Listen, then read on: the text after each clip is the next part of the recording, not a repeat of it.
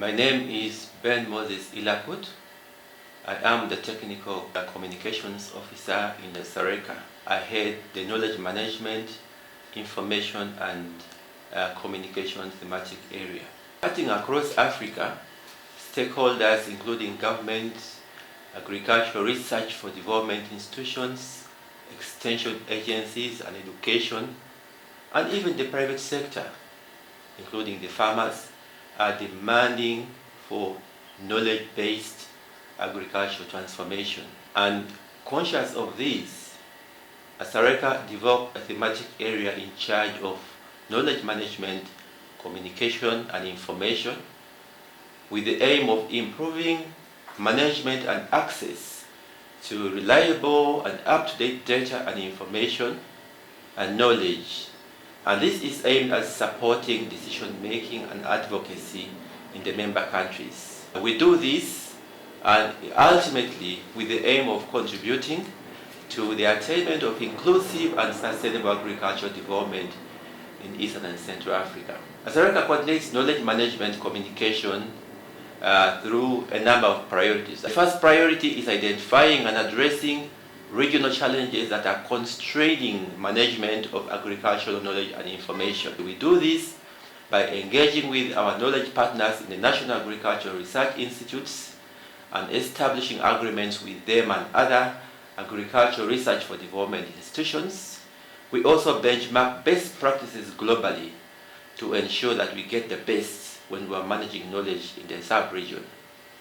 The other priority that we're taking in consideration is embedding knowledge management, information and communication in research planning processes. And we do this by developing and deploying standard project communication guidelines among partners in the National Agricultural Research Institutes.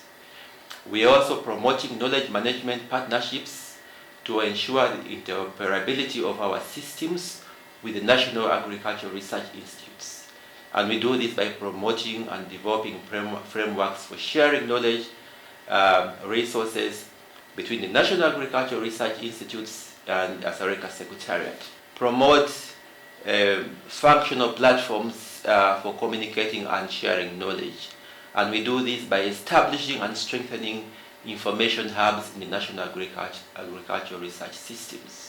Developing state-of-the-art knowledge products and facilitating digitization and use of knowledge solutions in the National Agricultural Research Systems, mainly by sourcing contemporary cutting-edge information and communication technologies. We have adopted a number of approaches to ensure that we're on top of the game when it comes to knowledge management, communication and information.